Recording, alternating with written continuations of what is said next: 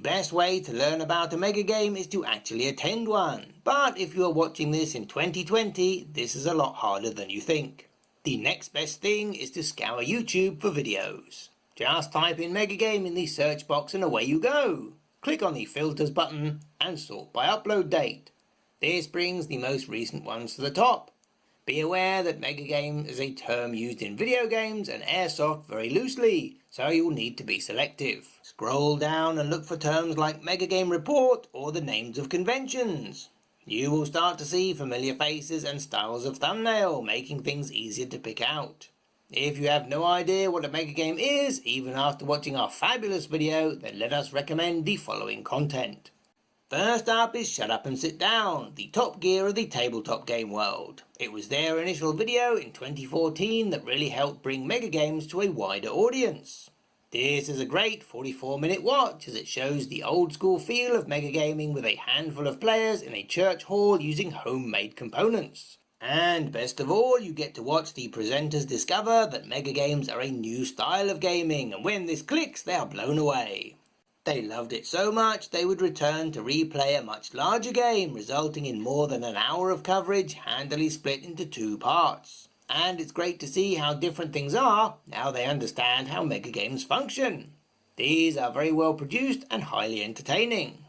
If you want the opinion of a different gaming guru, then check out Tom Vassal's coverage from PAX 2017. It is 55 minutes long in a single part, so get yourself a cup of tea. It has interviews with the designer and the players throughout the game, and is also a historical game based around the American Revolution. If you want something shorter, then Brick TV boils the same experience down to just 8.5 minutes. Another professional example at 15 minutes is the Clan Games documentary, where the Watch the Skies megagame was used as a corporate team building tool. West Coast Megagames produced a 16-minute primer for their runs of Watch the Skies, one of the most prolific and popular games to introduce new players. Remember, this is information specific to their adaptation of the game, but gives you a good rundown of the format. And they also have plenty of live footage from their games available if you fancy it. There is a lot of content out there for you to explore on your own, including some small Megagaming channels like this one here. Be advised, however, that not everyone puts Megagame in the title, so if you do see a Megagame video, click on the channel to see if they have any additional content, like the Megagame Coalition channel here. The next form of media is the podcast if you fancy a listen. Both Shut Up and Sit Down and also the Dice Tower talked about Megagames on at least one episode. In fact, you may hear Megagames pop up on many general gaming podcasts. But there are a couple of dedicated ones.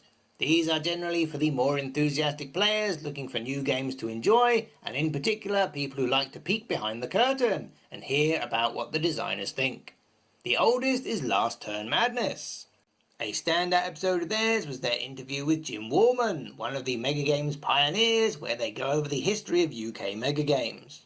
With 12 high-quality episodes is Megagaming Assembly, which has guests from all across the globe. Both of these are taking a break over the summer as in-person Megagames have been shut down with the current health situation, leaving those young pretenders from Australia to step into the breach. The Great Game is the newest arrival and is going great guns. They even have a couple of episodes on Megagame design and logistics if you fancy organising your own event. One early casualty, which is sorely missed, was US-based The Megagame Report. Only 4 episodes survive and they're all informative. You too can learn what happens when people who've never played a Megagame turn up drunk and cheat in your game. If you don't know how to use a search engine, then you clearly need more help than this video can provide. But even a casual search will turn up all sorts of after-action reports, personal experiences and designers' notes. There are articles everywhere, from well-known geek sites to coverage in the national press. There are at least 2 people we will introduce you to that you may want to visit. The first is Jim Warman, designer of the most ubiquitous Megagame Watch the Skies, who has basically been designing games since the bloke in the cave next door discovered fire. His corporate website is Stone Paper Scissors, but if you head over to Megagame Maker, you can read his design tips without him trying to sell you Megagames. Don't get it confused with Megagame Maker Zzz with an S. which is probably worth a visit to brush up on your Megagame history. Last but not least is the UK's, if not the world's, premier Megagaming journalist, Becky Campbell-Ladley, who plays Megagames, writes poems about them, and does a cracking series on Megagame design. Just be wary you don't get sidetracked by food. And hey look, she is totally one of us as she posts her Arkham horror games on Instagram. So you may have questions, and in order to stop you pestering us in the comments below, we best find you somewhere to ask them. Naturally, the best place to ask things is Reddit, and it's good news as there is an r/Megagames for you to address all your burning issues. Unfortunately, this is dominated by video games. So head over to Mega_Game for all your needs if you are a Redditor. But it is very quiet.